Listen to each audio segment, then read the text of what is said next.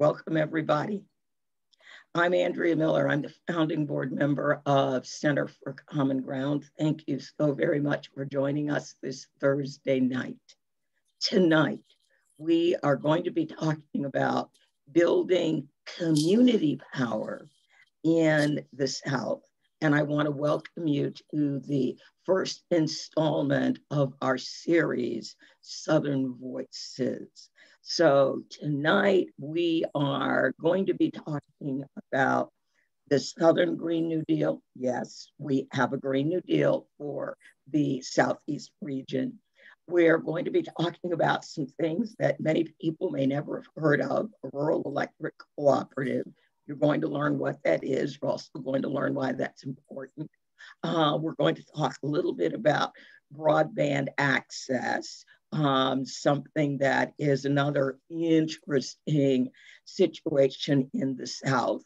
And tonight I am joined by two of my very good friends, people that I work with on the work that I do on climate and rural electric cooperatives and advancing equity and opportunity in the South, Reverend Leo Woodbury and Juan Smith.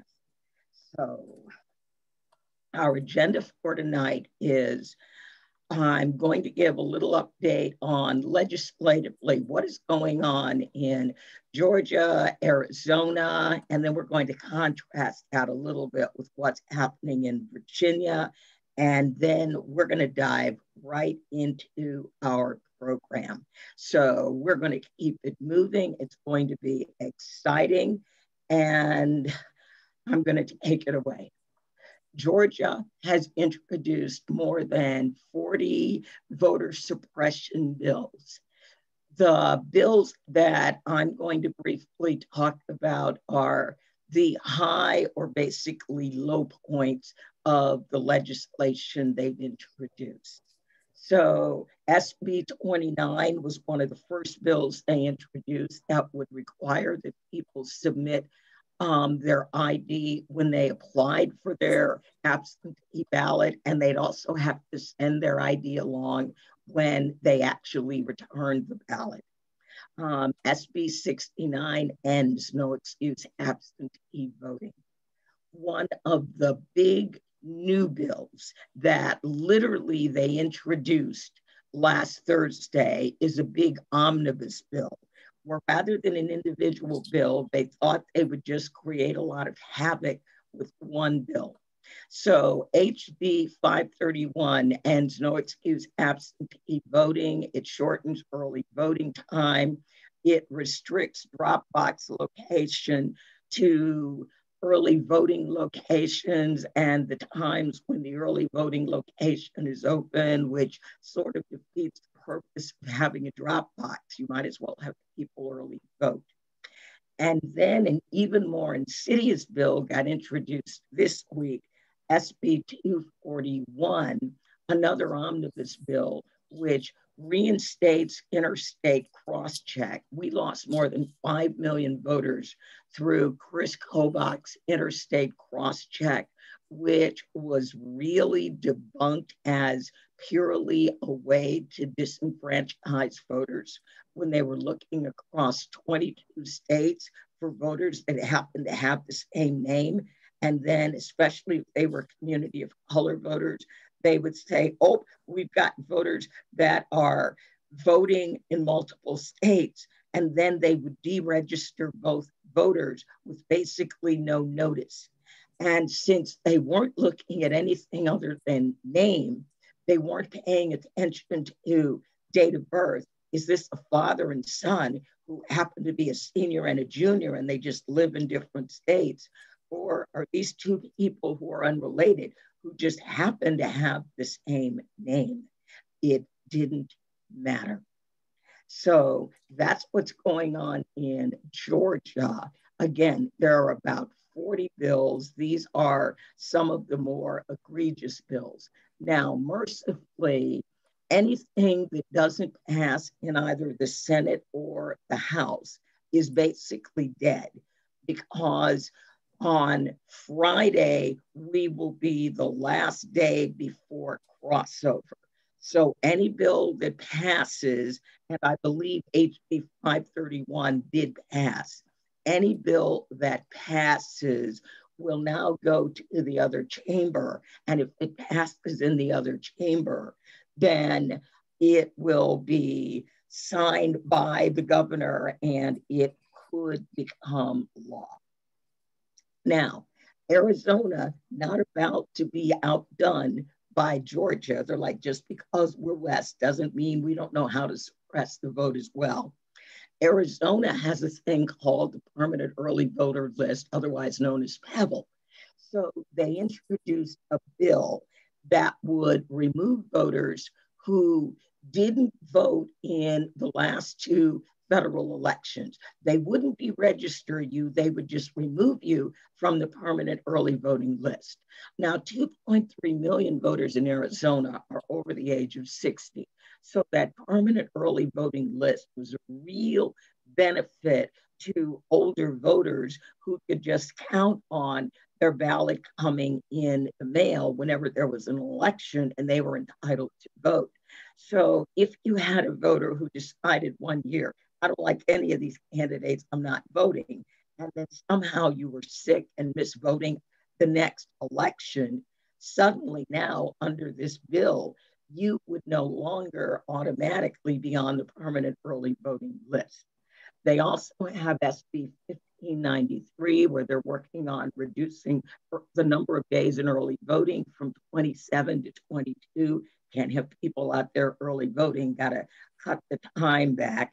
They actually introduced a bill that prohibited same-day registration. They don't have same-day registration. So it was interesting that they introduced a bill that said, not only do we not have same-day registration, we can't have same-day registration. Again, and they also introduced a bill that prohibits the good Secretary of State Board of Election Administrators from mailing an absentee ballot to a voter unless the voter specifically requests it. So that's just a little microcosm of what's going on in the world of voter suppression. As I said, Arizona and Georgia both have introduced a total collection of about 40 bills each in their two chambers. Now, we're going to contrast that with Virginia. In Virginia, we spent this legislative session expanding people's ability to vote. So we are going to have Sunday voting. It is in our Constitution that people who have a felony conviction are disenfranchised for life unless they are individually restored by the governor.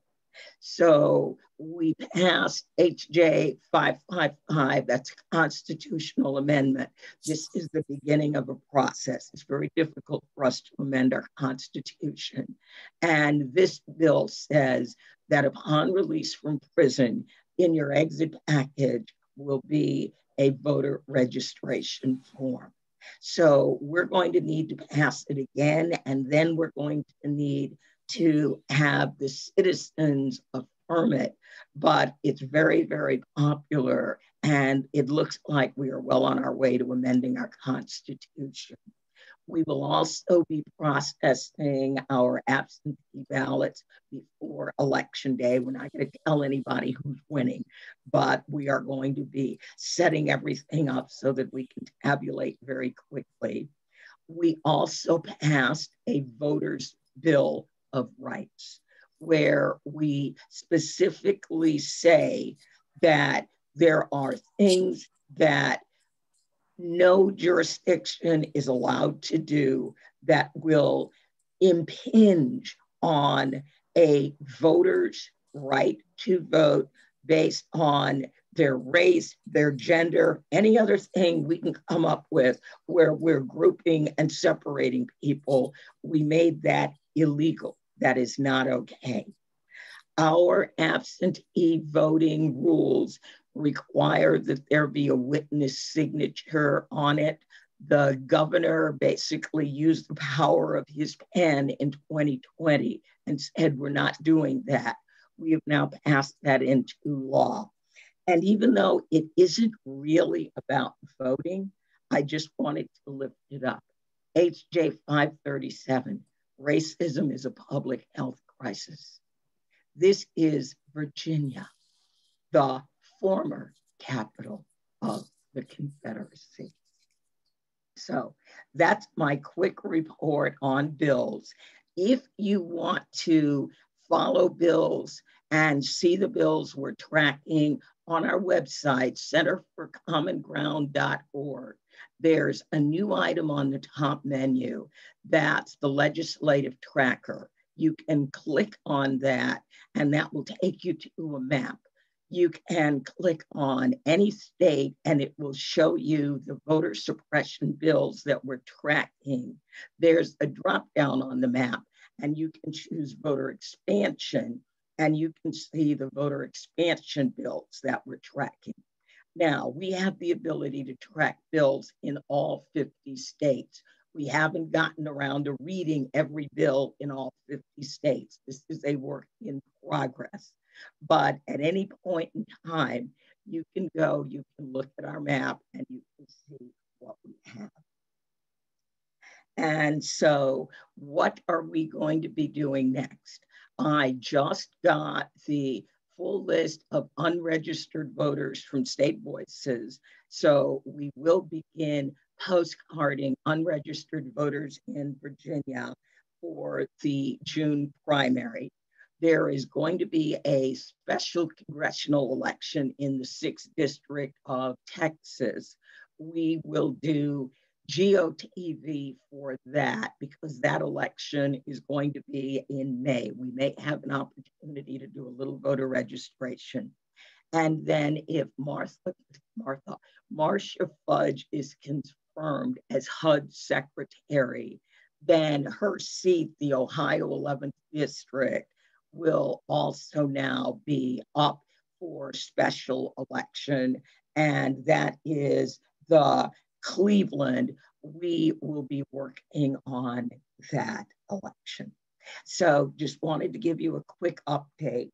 And so without further ado, I want to introduce our very, very special guest. Our first guest tonight, Reverend Leo Woodbury. I think I met you, Leo, for the first time. It was in Richmond, and it was at a climate event, and I wasn't going to go, but I saw your name was there. And so I wanted to meet you. So I made it a point of going just so I could hear you speak. So Reverend Woodbury is currently let me see if I can get this right. You are the board chair of the Southeast Climate Energy Network, otherwise known as SEN. And you have been for more than 3 decades an activist in your own right on civil rights and social justice and on climate. And you are one of the authors of the Southern Green New Deal. So Reverend Woodbury, thank you so much for joining us tonight from Florence, South Carolina. And this will be the home of one of our democracy centers. Welcome, Reverend Woodbury. Thank you so much, Andrea, and to everyone who has taken time out of their busy schedules at the end of the day, whether we're on the East Coast or the West Coast. And thank you for that wonderful presentation about what's going on in Virginia and what's going on in Georgia and other states. And it brings to mind one thought for me, and that is that the cavalry is not coming, the cavalry is us. Even with the Biden administration, just like when President Obama was in office, it takes people power. to make sure that we have the right policy makers in place, and that also that the right legislation is being formatted on both the federal and the state level in order for us to deal with the climate crisis and also with the economic inequity and injustice that our country is facing that has been magnified because of the pandemic. And so I'm here tonight to talk about Southern Communities for a Green New Deal and about some of the things that are happening with us at New Alpha Community Development Corporation in South Carolina, and things that can be replicated or are being replicated in different places throughout the South. So we looked at what some people were putting together for the Green New Deal, and we found that the South was being left out in so many ways. And that is not a new phenomenon in terms of the South being left out. We know that the South is the poorest region of the country. It has more polluting facilities than any other region in the country. That 53% of African Americans or more reside in the South, as well as over 1 million Spanish speaking people.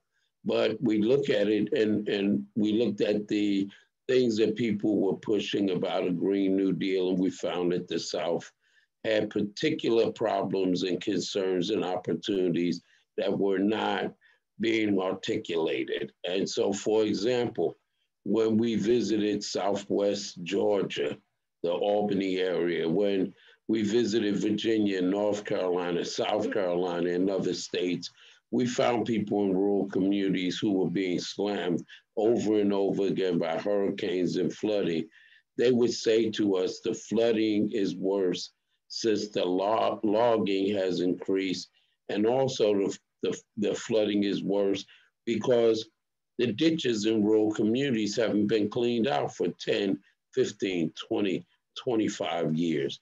And so we came together, New Alpha Community Development Corporation, Dogwood Alliance, Southeast Climate and Energy Network, and the Gulf Coast Center for Law and Poverty, and worked for a year after being funded by the U.S. Climate Action Network to put together Southern Communities for a Green New Deal, where we look at energy, we look at water, we look at air, we look at land, we look at it through a lens of equity and justice, and we look at it in terms of what we can do to make a true just transition from a fossil fuel-based economy to a clean, renewable energy economy. And so even while we are at this historic movement moment with the new administration in Washington, we have to realize that we still have to turn people out to vote. We still have to change some of the policy makers who are seated in Washington, D.C. and our state legislatures. Let us not, while we are rejoicing changes that have taken place since January, let us also recognize that executive orders are not laws, that they could be undone by the courts, they could be undone by legislation, and they can be changed, as we know from the past 4 years, by a stroke of a pen. And so it's very important that we put in place actual implementation where the Biden administration and other administrations can look and see community-led solutions that are actually working and changing the dynamics of people's lives. And so I'd like to lift up a few of them. So one is looking at, with the election of our new mayor, Teresa Myers Irvin in Florence, South Carolina, who is the first African-American woman to serve as mayor. One of the things she did on the council was to sponsor a resolution to make the city a renewable energy city.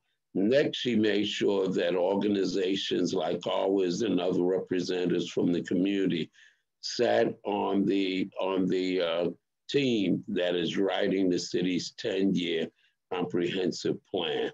And so we look at our rural communities and we know that there's poverty, persistent poverty, and we look at how can we put things in place that build community power, that build the local economy, that create jobs and entrepreneurial opportunities while also protecting our communities from the impact of climate change and conservation of the resources that people have in communities, particularly rural communities in the South, where there's no longer large-scale farming, where there are no jobs, there is absolutely no manufacturing, and people have to drive 40 minutes, an hour to get to work in Walmart or to work in a Dollar General for minimum wage or a little more.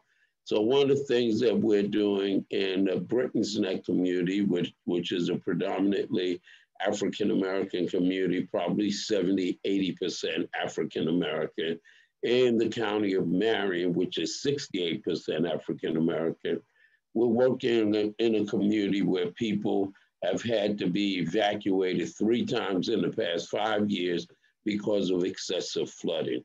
And we're looking at how we can maintain the wetlands, create a secondary barrier to help soak up the water from flooding, but also how we can create outdoor recreational opportunities, because outdoor recreation actually creates more jobs than logging does throughout the entire South.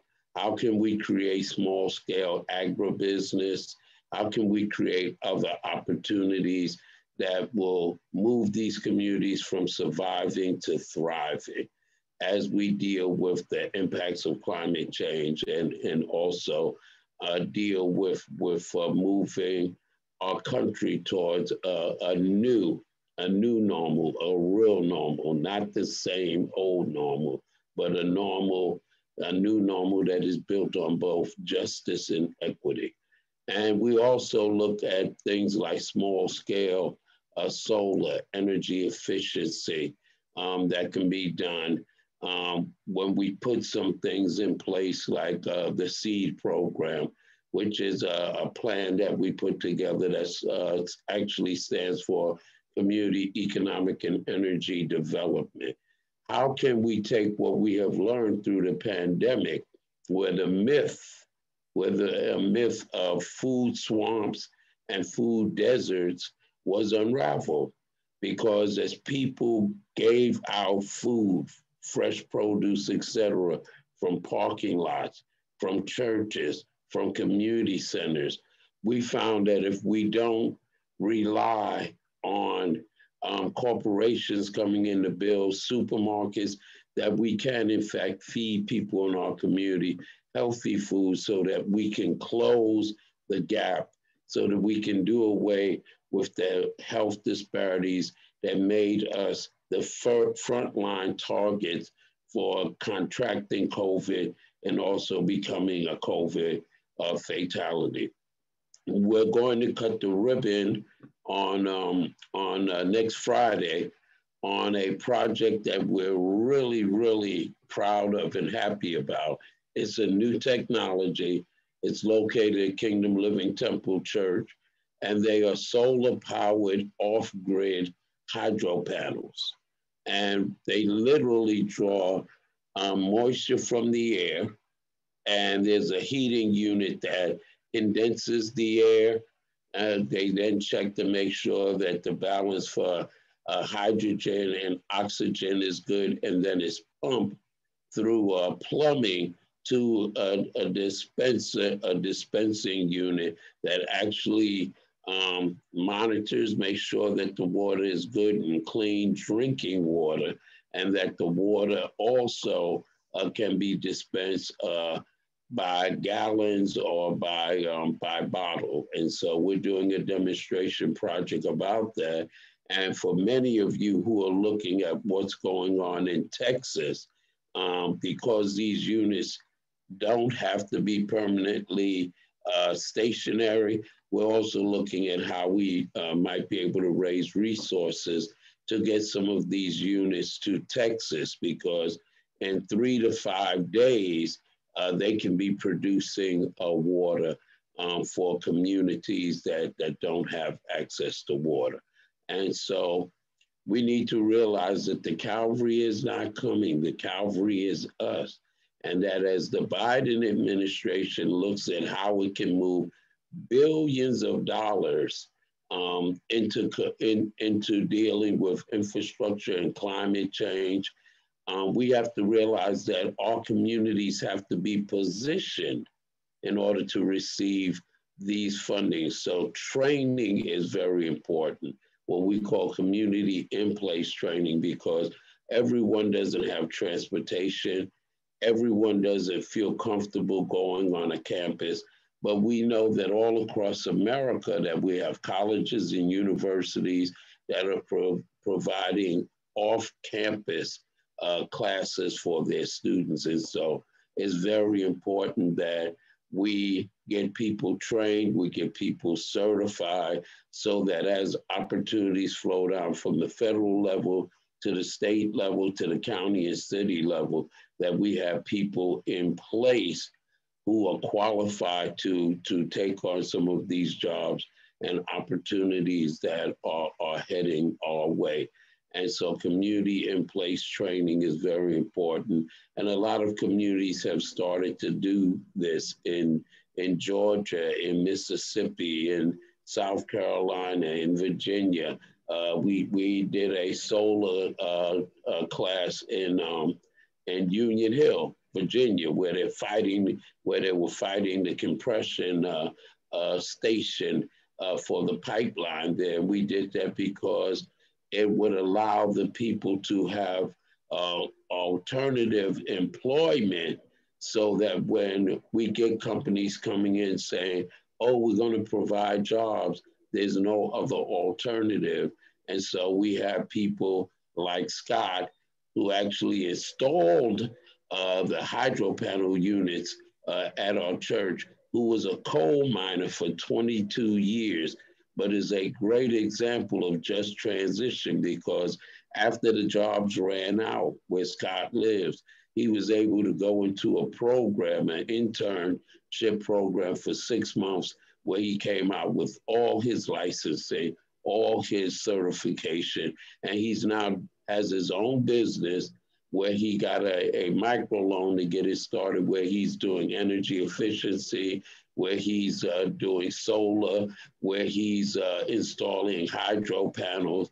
And all of this is possible because, once again, the Calvary is us. And so we have to look at the intersectional nature of the work that we're doing. How can we move communities that have water problems, for example, in Newark, in Flint, in Denmark, South Carolina, where people are drinking bottled water, in communities where people barely can survive, but yet now they have to purchase bottled water. We have to look at what's going to happen in our communities, because most Black, Indigenous, and people of color communities have a lot of housing that is old housing, where there's lead pipes underneath the homes. And so we have to come up with ways to deal with the climate crisis, to deal with the racial injustice crisis, to deal with the infrastructure crisis. And while we're doing all of this, we also have to get people registered. We have to get people out to vote, so that we're not seeing legislation that is adverse to the growth and the movement forward that we need to make in this country, if we're going to deal with the existential crises that will destroy communities, that will cause utter devastation, that will cause species to disappear, and also change civilization as we know it on this planet. And so we're really excited and happy to be on this call where there are so many people who are committed to racial justice, social justice, getting out the vote, making sure that we have justice when it comes to voting. So many people on here who want to have policy changes that are not just reform, but revolutionary change that we really, really need and will cause us to be a leader. W.E.B. Du Bois once said these words: as the South goes, the nation goes. And if we cannot move forward in the South, the area that is experiencing more climate impacts as we speak than any other region in the country, the South, where there are hurricanes, tornadoes, sea level rise, inland flooding, extreme heat, extreme cold, extreme snow, torrential rains. If we cannot move forward here, if we don't have the iron will, and we spell iron as implementing with resoluteness, originality, and novel approaches, if we cannot do that here where the need is the greatest, then God help us. How are we going to move forward in other areas that have more resources but still lack that iron will?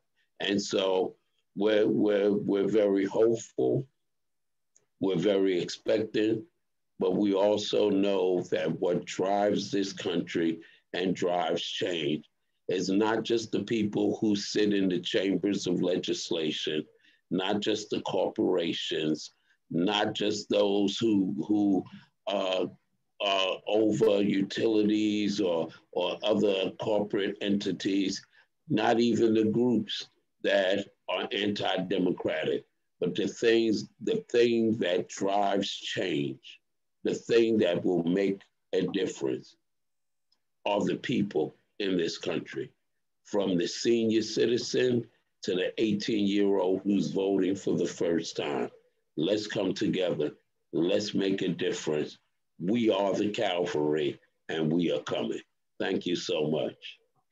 Thank you, Reverend Woodbury. So again, people, if you have never been to a Black church, you just got church. We just went to church. So Reverend Woodbury, thank you, thank you, thank you. Thank you. Up next is a lady that I got a chance to meet through attending an event. I think it might have been a year ago when I went down to Florence, South Carolina, and it was at Reverend Woodbury's church. And we were talking about energy and climate and rural electric cooperatives. I have to admit, before 2019, I really had no idea what a rural electric cooperative was, even though I actually am a member of one. I'm a member of the second largest rural electric cooperative in the country. Our next guest, Juan Smith, is an organizer for Partnership for Southern Equity, and she is working at organizing in the country's largest rural electric cooperative. And so if you care about climate and you care about energy generation and you care about racial equity, you have to begin to care about rural electric cooperatives. Yes, we're going to help you understand what on earth these things are. Because when you look at maps of poverty in the South, where you find high instances of poverty, you generally find rural electric cooperatives. So without further ado, Juan Smith. Thank you very much, Andrea. It is most delightful to be with everyone this evening. I am humble. I must say the team is lit tonight. We got 133 people on the Zoom. I'm sure the Facebook Live is lit as well. So just really happy to have received the invitation from Center for Common Ground. what I want to do is I want to provide some context because I want us to go on a journey together. But the roads are going to look real foreign, and you may be a little confused if I don't kind of give you the pregame, if I don't prime and prep you a little bit about where it is we're going. So I wanted to give you some context about me. As Miss Andrea said, I am a just, as in justice, energy organizer for the Partnership for Southern Equity. The Partnership for Southern Equity is a nonprofit organization that is based in Atlanta, but does work throughout the American South to advance policies and institutional actions that promote racial equity and shared prosperity for all in the growth throughout the South.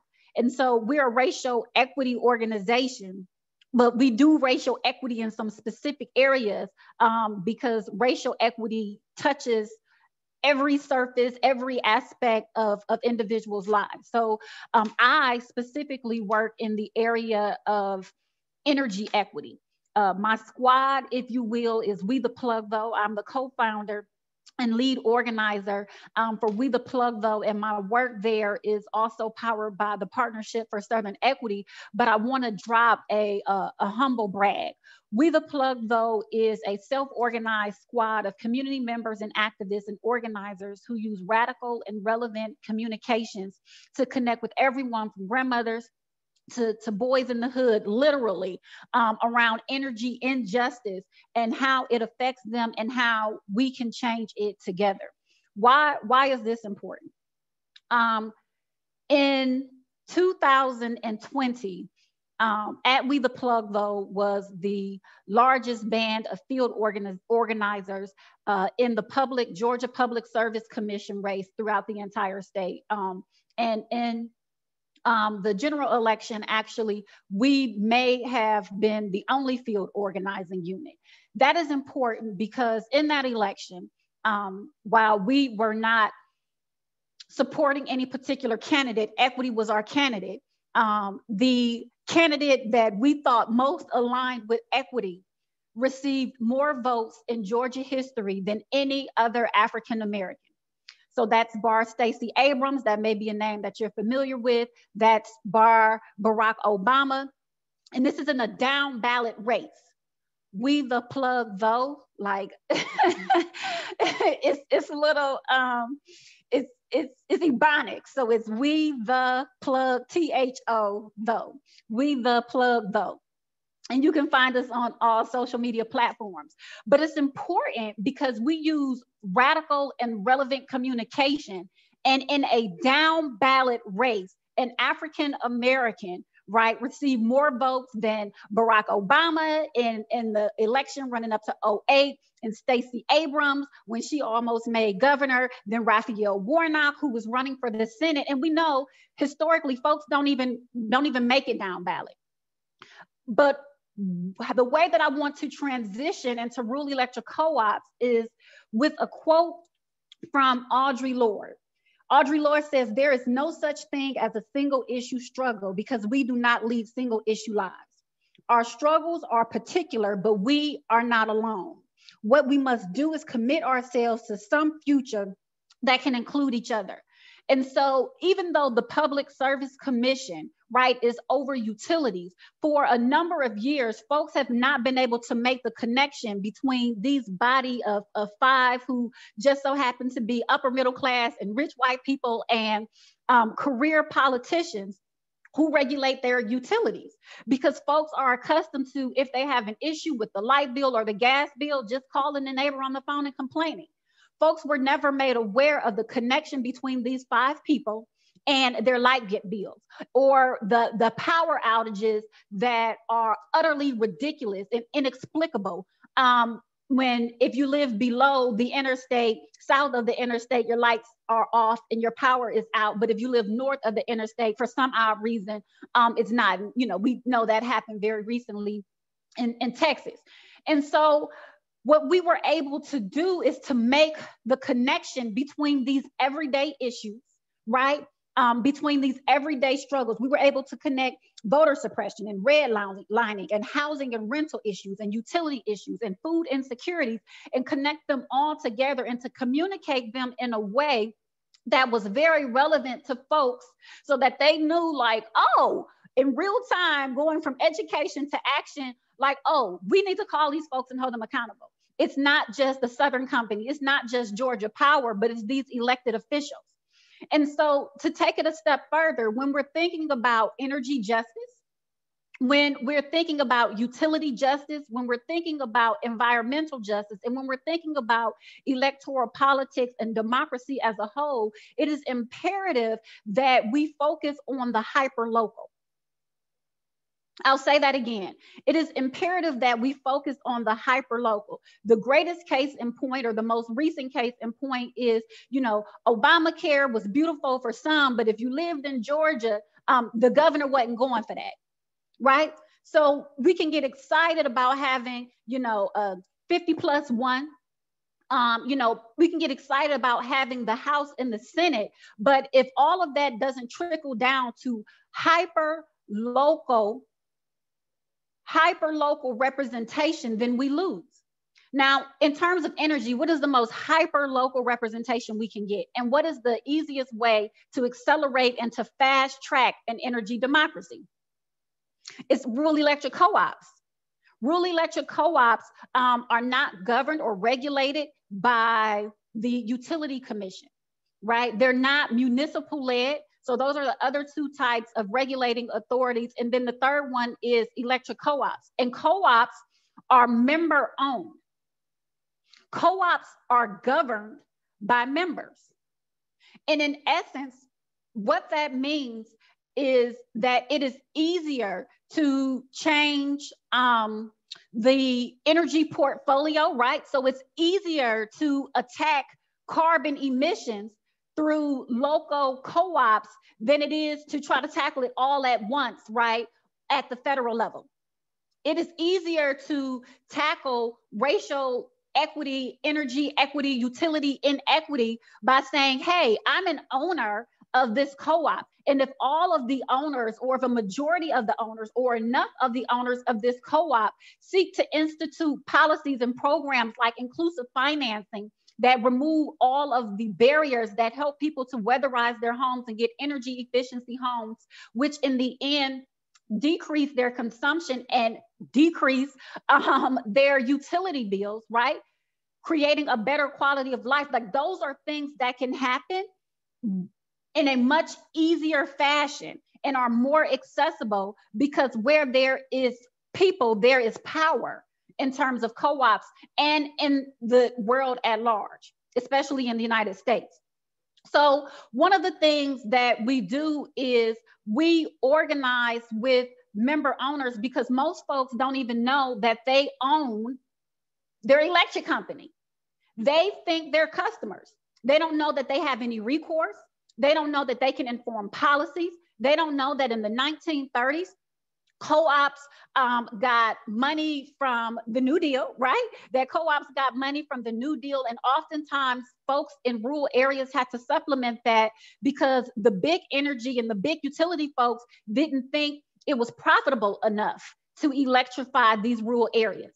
So community members came together, some of whom wouldn't even be able to see the manifestation of electricity, but they pulled together, right, to serve the greater good, to improve the quality of life for each other. And those are the principles on which co-ops stand.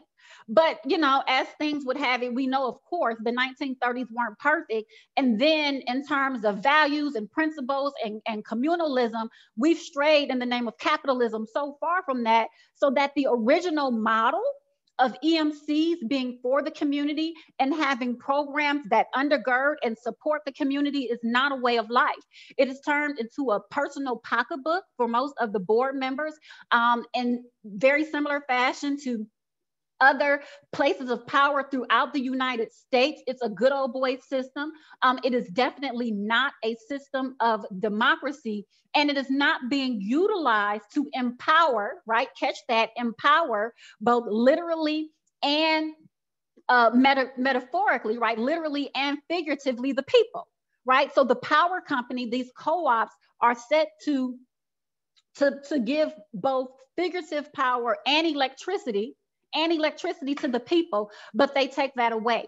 And so to bring it both points together, right? So if we think about, well, what are ways in off election years that we can continue to focus on issues that impact people in their daily life and not live in a cyclical campaign mode where, you know, we only knock on doors and we only care about issues and we only show up in election years? How can our campaigns, how can our organizers, how can our phone bankers, how can our postcard writers, right, be in continuous relationship with folks and, right, condition them to exercise their personal power?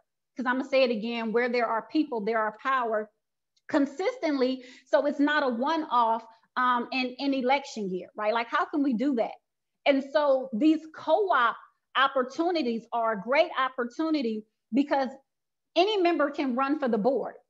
Any member can be a part of the official governing body of a co-op. And in the same way that if you're an alderman or a city council person or mayor, you represent the folks that elect you, in the same regard, you represent the member owners of your EMC that elect you. And so, you know, it's not easy, right? Like, nothing is easy, but when you're comparing it, it is much easier than, you know, trying to persuade 5 Georgia public service commissioners who are in the pocket of Georgia Power and Southern Company, you know, and one has been a politician his entire life, you know, and says, I'm not here for charity, I'm a businessman. You know, if that's the folks' motto, then it's very hard to get them to understand what real everyday folks that are their constituents are going through. So I'll stop there because I want to make sure we have time for questions and leave it at that. Thank you, Juan. Number one, I am so excited about the passion that our 2 guests tonight have brought. Now, we are going to do the impossible because I was supposed to turn off the chat and then turn it back on. So if you've got a question, put it in the chat. My team, let's curate the questions so that we can ask our amazing guests some questions. And I know that chat has been flying. So Nancy or Suzanne? Yes, yes. People are very excited to hear about your work. Yes. So welcome to the South. We are a very interesting place. And then Juan, I'm going to ask you to put the name of that group, and if they have a website, put the link in the chat. Because about 4 people have said, what'd she say? How to spell that? So people really want to know.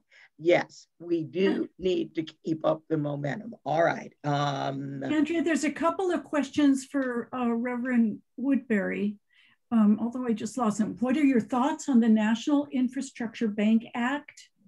And also the second question, with regard to redirecting city and county spending on infrastructure, et cetera, to city and county public banks and to worker co-ops. Okay, am I unmuted? You're unmuted, we hear you. Okay, thank you. I think all of those things are great. However, I was on another call and we were on there with some people who are part of the Biden administration. They were saying, there's so many possibilities, but are we prepared for them when the resources come? So, you know, we in the African-American church, we have a saying, when praises go up, blessings come down.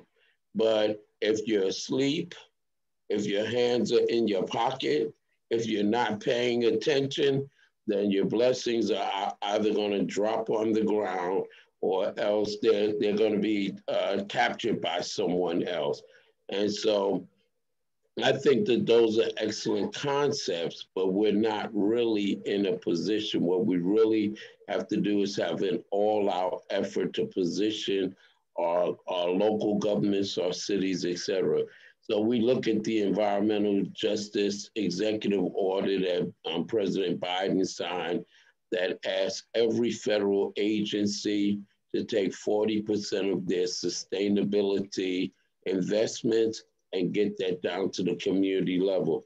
How many state governments, how many cities, how many counties even have an office of sustainability, have any experience with that? And so I think it's good. I think it's possible, but we have a lot of work to do. And we need to also be cognizant of the fact that we have less than 2 years to get in position and to move resources, because despite the great work that Center for Common Good and others do, there is no guarantee that come the midterm elections that we're still going to have control of the Senate. That the budgeting that we need is going to get to where it needs to be. And so I know that may not be the specific answer that you're looking at, but we are going to lose a lot of opportunities if we're not positioned. And if I can just speak truth to power, and I'll close out after this. We have a term, you know, speak truth to power, and we interpret that term as speaking truth to power on the opposite side of where we stand.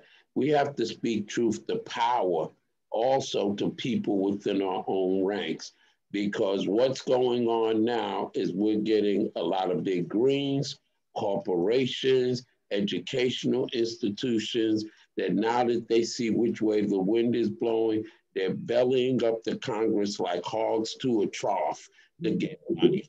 And so we really need to look at how, even without federal money, how money is being allocated. So we have the Jeff Bezos, we have the Michael Bloombergs that have literally poured billions of dollars into big green organizations, and how much of that money is getting down to the communities on the ground that are hurting and needed to implement solutions?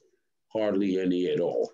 So we really have to be careful and make sure that we're positioning ourselves to receive funding and we're not replicating the same engines of injustice that we've been dealing with. And I hope that was helpful. Thank you. Yes, it was. Andrea, there's another one for Reverend Woodbury from Richard Walker saying, thank you for your support in Union Hill, which you mentioned, with my organization, Bridging the Gap in Virginia. We will be opening our Green Jobs Workforce Center in Buckingham County come this May. I appreciate you. Great, thank you. And that's what we want to do. We want to empower communities. So when we did solar installation training, the whole idea, like with Richard, was that we do a train the trainer, and then you are tasked to go and train people in the community. And Richard, I hope you really got a chance to get the training to some of our returning citizens as well, because in a lot of places, they're so desperate for solar installers. They do not care if you didn't finish high school, if you don't have a college degree, and where you've been for the last few years. So thank you for that work.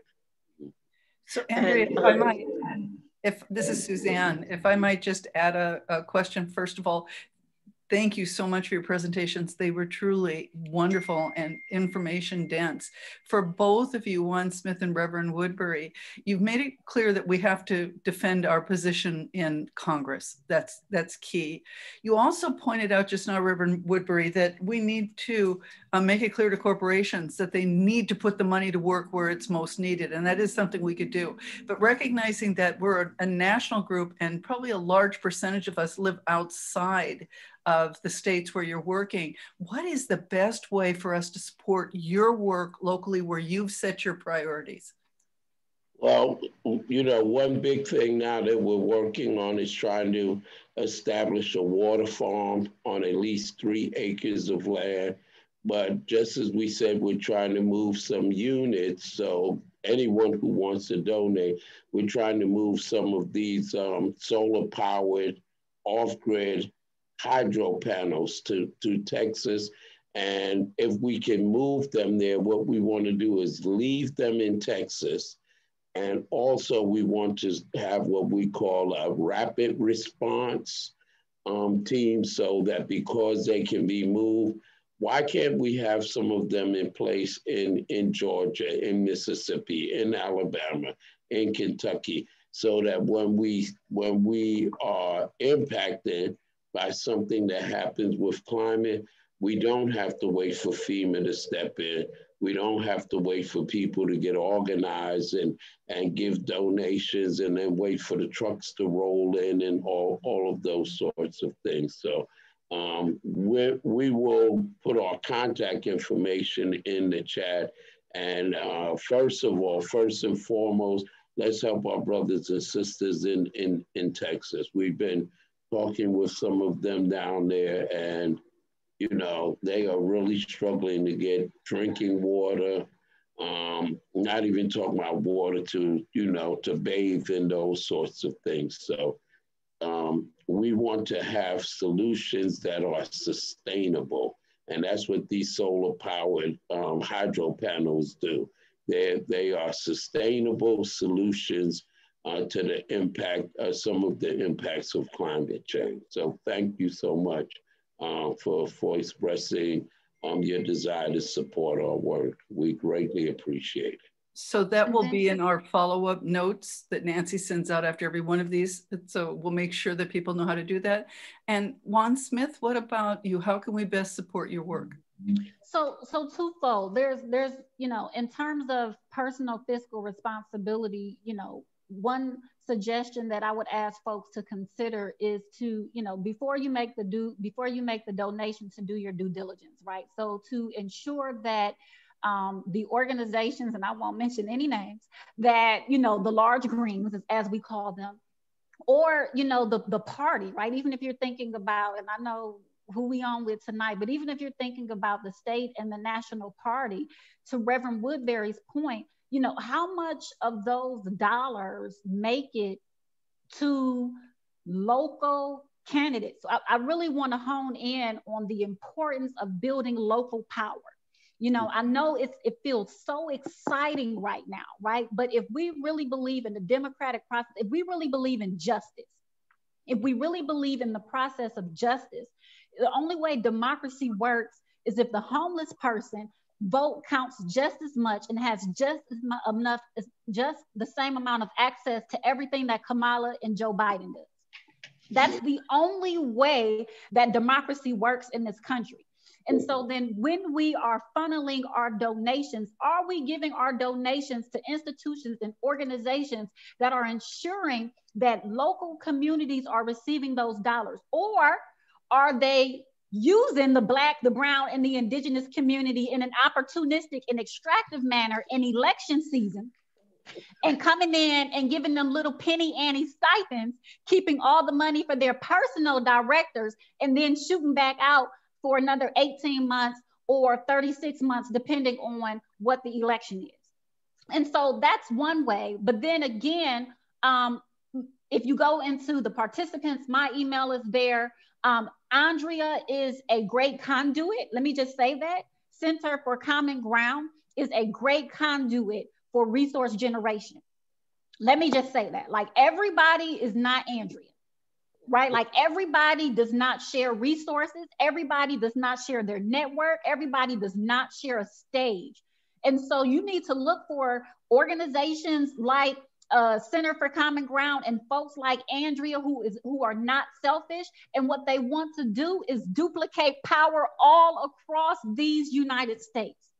So my personal information is in the chat, and I focus on replicating the work that we do in communities all across the South, so that not only will they be able to advocate for energy equity, but when the school board ain't acting right, they know how to stand up. When the alderman is not doing what's necessary, they know how to stand up. When they go outside and something don't smell right, they don't ignore it, but they know the questions to ask. And they do that without having me in their community. It's called self-determination. And the issue is not that people don't have power. People don't know what to do with it. That's it. Preach, sister. All right. My email is there. Andrea is a great way to continue to funnel resources across the state. And to try to get those resources locally would be what I would suggest. And then let me add one other thing. I've got to lift up Richard Walker is with us tonight. So Richard Walker, I met him and knew him as an activist. Richard Walker is running for the Virginia House of Delegates against a corrupt corporate Democrat who is funded by Dominion Energy. So when we rise up and when we decide, all right, wait a minute, I'm seeing what is going on, it is bad, and you look around and there is nobody else but you standing there, you take a big deep breath and you go, okay, I'm gonna step forward.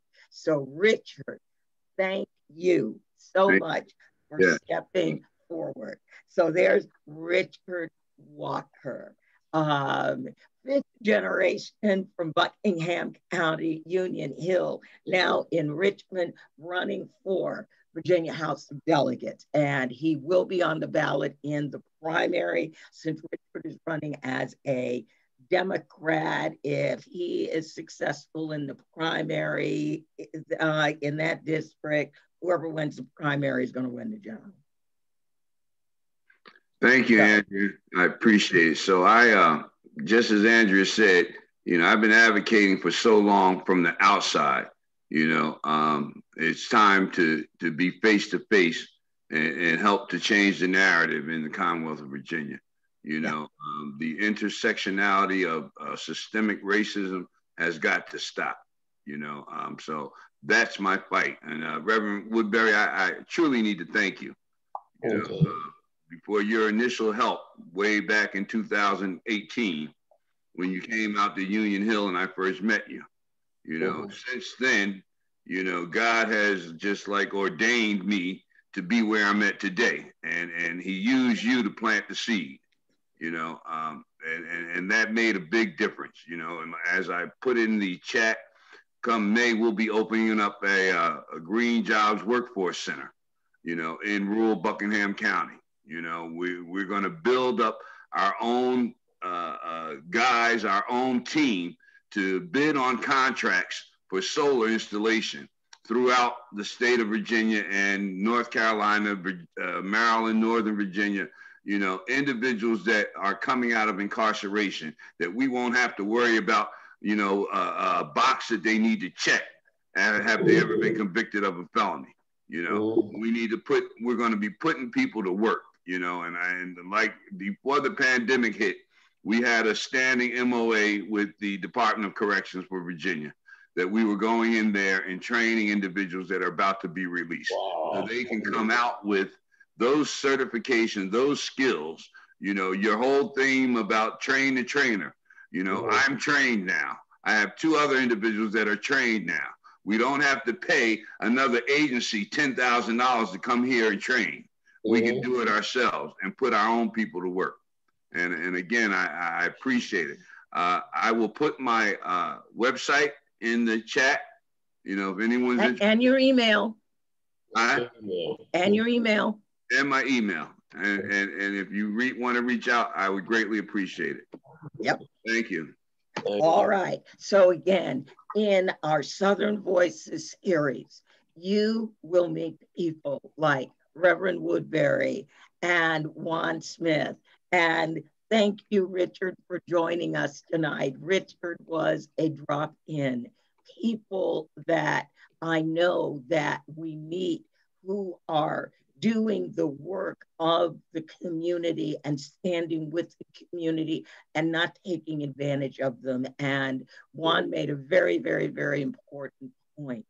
Make sure that if you are giving time and you are making donations, that you are able to make those donations where it is going to go directly into the community you're helping to support and not pay an executive director somewhere.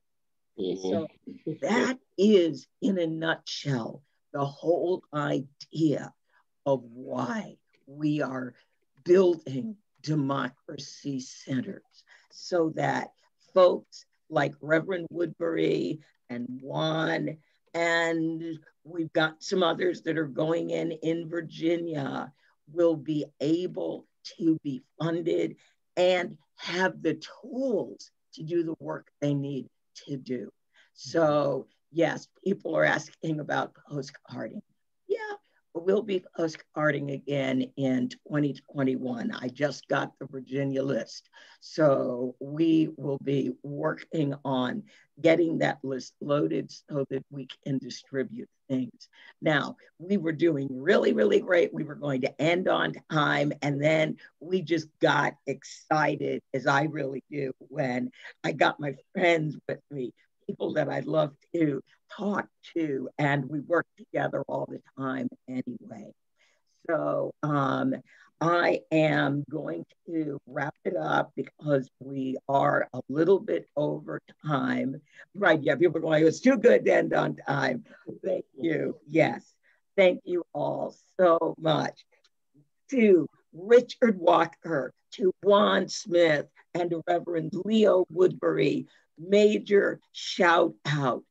It will be people like you who continue to plow the road so that when we start going and getting closer to 2022, we have communities that have learned their power, know their power, and go out and vote their power. And our ultimate goal is, from a democracy center, if the butt you put in the seat is not doing what you want, one of you says, all right, one of us, we're going to go for that seat, because now you know how to switch the power. So everybody, thank you, thank you, thank you, thank you. Now, everybody that was signed up, you are going to get a link to this video. You are going to get the notes from this particular call. Tell your friends about it, because Suzanne, when are we doing another Southern Voices? I always lose track of when I am. Allow me, gave me. When are we doing it, Nancy? March 25th, it's on COVID. All right, March 25th, we'll be doing another Southern Voices, and we'll be talking about COVID and the South. So everybody, thank you all so very, very much. Oh, one last thing. I'm always got one last thing. Yes, we have been fighting that horrible Georgia legislation and Arizona legislation that I told you about. Since Friday, we have driven 12,000 emails into the Georgia state legislature. They don't know what hit them. So we are going to keep it up, keep it up, keep it up. They are going to introduce HR1, the For the People Act, in the House next week. We are working to get Representative John Sarbanes and now possibly Senator Merkley, who will be carrying S1 in the Senate on either our March 4th or our March 11th call. So just pay attention, watch for the emails, because we're going to go a little federal on you, and we're going to bring in some of the people in DC who are doing the right thing. Not a lot of them, but every once in a while we can find one or two, and we're going to bring them to you. So everybody, thank you, thank you, thank you. Take care. Good night. Thank you. Goodbye, all.